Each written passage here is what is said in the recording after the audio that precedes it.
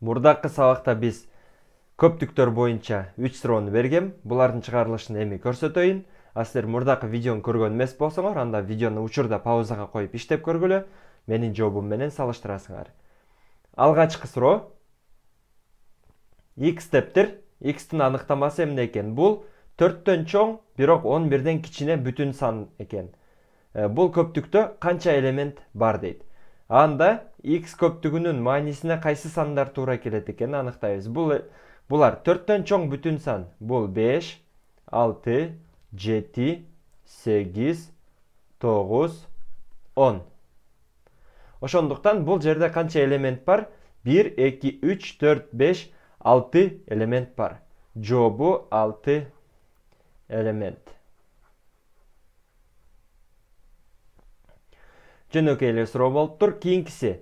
Пи бул бардык жөнөкөй сандардын жана Q бардык жуп сандардын көптүгү. Болсо, анда пи менен Q'нун биригүүсүн деп коюпмун. Мен бул жерде адашып кеткем. Биригүүсүн эмес. Биригүүсүн болсо, анда макул, биригүүсүн да иштеп көрөлү. Андан кийин пи менен экөөнүн кесилишүүсүн дагы иштеп көрөлү. П'нин маанилери кайсылар? Жөнөкөй сандар дейт. Жөнөкөй сандар булар кайсылар? Жөнөкөй санга өзүнө жана бирге бөлүнгөн 2 бөлүүчүсү бар сандар кирет эле. Демек 2 бул жөнөкөй сан, 3 бул жөнөкөй сан, 4 жөнөкөй сан эмес, 5 жөнөкөй сан, 7 жөнөкөй сан, 9 эмес, 11 жөнөкөй сан, ушинтип кете берет. Q болсо бардык жуп сандардын көптүгү экен. Жуп сандарга мисалы 2, 4, 10 жуп сандар дейли. 6 бардык 10 жуп сандар деген берип коюн. 2, 4, 6, 8, 10, 12 деп кете берет.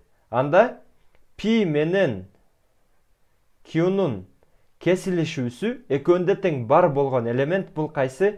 2 элементи гана. 2 деген сан. Ал эми экөөнүн биригүүсүндө пайда болгондо булар кайсылар болуп кетет? Экөөнүн биригүүсү, мен суроону бергенде адашыпмын, экөөнүн биригүүсү узарып кете берет. Булар кайсылар? 2, 3, 4, 5, 6, 8, мисалы мына. 2, 3, 4, бул жактан 5 кирет.